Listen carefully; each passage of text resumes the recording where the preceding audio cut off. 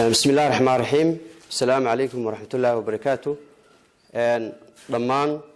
مرتي شرفت هاكم فرددا قدوميها دقمدة سراكيش كلا دقمدة سلحلي ما أنت تطبرك ألكن نقول صحيح مايو أوروك أصل وحو ما أنت أنا كسر قبلنا تطبر لبعش السعودي وأنو قبنا إني وذيجاش بالشدة وككلا السعودي قلها الديجانكا سراكيش أمنية محكمة الدقمدة iyo qaybaha bulshada sida ururada haweenka iyo dhalinyarada tababarkan waxa ujeedadiisu ay ahayd koruqaadka wacyiga aqoonta mas'uuliyiinta iyo qaybaha bulshada ee degmada Salaxley ee la xiriira dhanka maamul wanaaga ilaalinta xuquuqul insaanka iyo sidii loo xoojin lahaa isla xisaabtanka iyo adeegga bulshada oo kor loo qaadi lahaa aad baan idinku mahadnaqayaa muddadii labada cisho ahayd sida wanaagsan ee tababarka aad uga faa'iideysanayseen ee aad waqtigiina u soo horteen waxa kale oo aad waxaan ugu mahadnaqayaa ururka dhalinyarada ee Saydo oo iyaguna runtii kaalin weyn ka ahaa barnaamijkan qabsoomadiisa iyo abaabulkiisa iyo isku xidhkana lahaa runtiina ahaa cidda runtii dhaqaaqa ugu badan iyo dadka ugu badan ka faa'iideysanayeen ku jiray dhamaantiin aad iyo aad baan idinku mahadnaqayaa sida fiican ee labada cisho kala faa'iideysanay waxaan ku soo dhaweyn lahaa qof ka mid ah ka qaybgalayaasha oo bal tilmaama waxyaabihii labada cisho ay ka faa'iideen waxaan yeeri doonaa garyaqaan Cabdi Iid Nuur si uu isna bal laba kelmood inooga yiraahdo waxyaabihii labada cisho ka faa'iideen iyo hawlaha kale ay dirayaan mahadnaqa kale ay sheeganayaan marka hore waxaan u mahadnaqayaa ilaahaas isku keenay inuu iskugu nimaadno tababarka noocan ah inagoo nabad qabna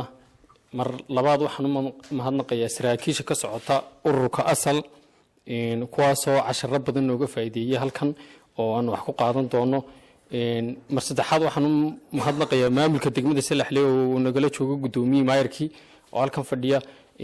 xafladda ka soo qayb galay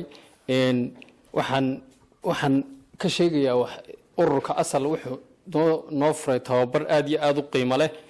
oo ku saabsan maamul wanaaga iyo ilaalinta maamul wanaaga iyo ilaalinta xuquuqul insaanka waxa weeyaan wax aad iyo aad u fiican oo wax Ilaahay loogu mahadnaqo inaynu ka barano maamul wanaaga inay noo sharaxaan qaabka maamul wanaagu yahay maamul daadejinta ku jirtay sida loo daadejiyo maamulka ilaa heer degmo ilaa heer tuulo wax aad iyo aad loogu farxo casharada in ka qaadanay waxaan idinku dardaarayaa inaad wax ku qaadataan kuna shaqeysaan dhexdiinana ka shaqeysaan ururka asal wuxuu noo sharaxay waxyaabo badan carqaladaha haysta sida tacadiyada ka dhaca degmada Salaxley waxaynu naga wareystay qaabka nature-kiisu wuxuu yahay tacadiyada waxaan u sharaxnay tacadiyada ugu badan ee ka dhaca degmada Salaxley iyo challenge-ka jira qaabka maamulku u shaqeeyo waxyaabo badan qaabka hay'adaha dawliga u shaqeeyaan waxyaabo badan aynu ka baranay halkan waxaan aad iyo aad oo runtii isugu jira dhammaan qaybihii bulshada maamulkii iyo intuu runtii mashruucan uu taargalgareynayay gudoomiyaha degmada iyo maamulka kale ee saraakiisha dawladda hadday noqoto garsoorkii booliskii dawladdii hoose iyo ururada dumarka iyo dhalinyarta waan mahadnaqayaa runtii mashruucan oo runtii aanu ka asal ahaan sanadkan bilowgiisii bilownay wuxuu runtii aada u quseeyaa waxa loo yaqaano dowlad wanaaga ujeeddada mashruucu waxa weeyaan kolley dowlad wanaag inta badan waynu maqmaqalaa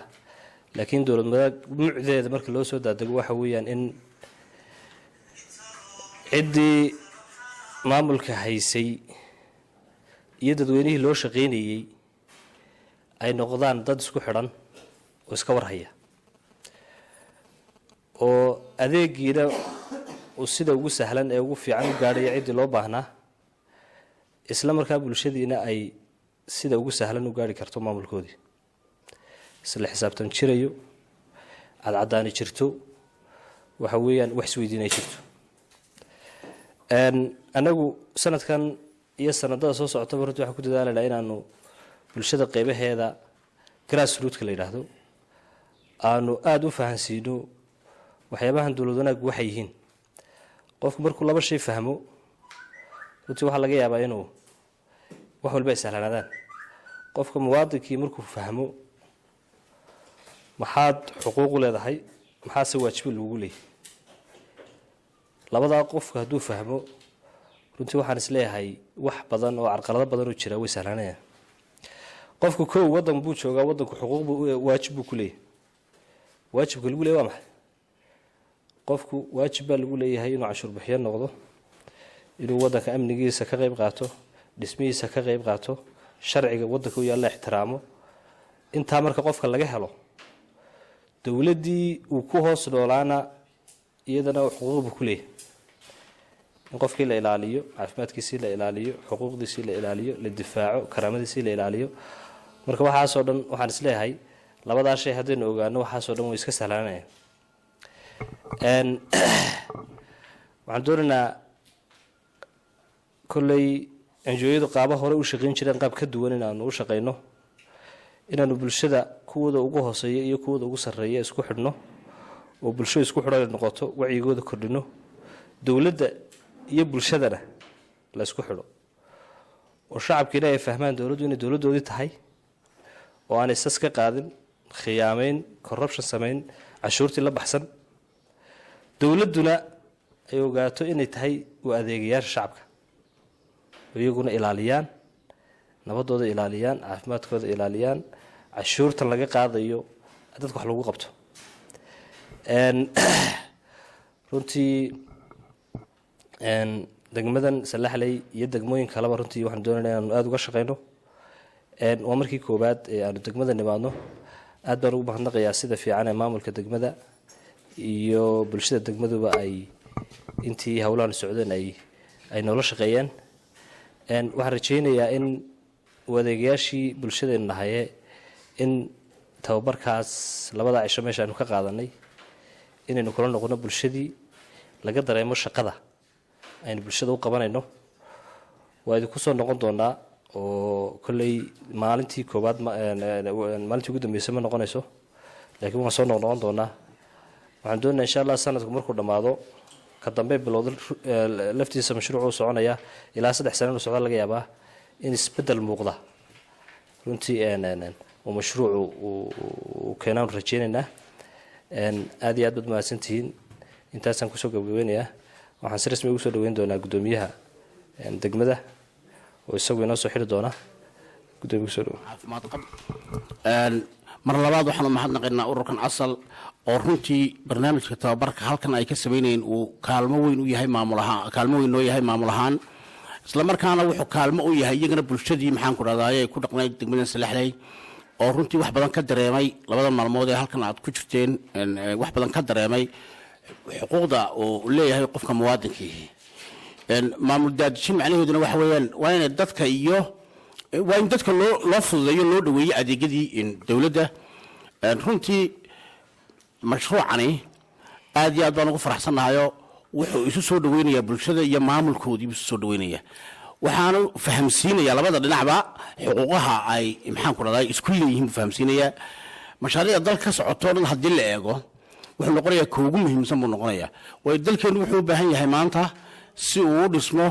oo maamul fiican uu uga dhaqaaqo oo uga shaqeeyo inay bulshada iyo maamulku isbartaan buu u baahan yahay isla markaana ay xuquuqahooda ka xisaabtami karaan aad iyo aad baan ugu faraxsannahay ururkan waan soo dhaweynaynaa waxaan idin ballan qaadinaa insha allah billahi kariim wixii aad nooga baahataan baynu idinla qaban doono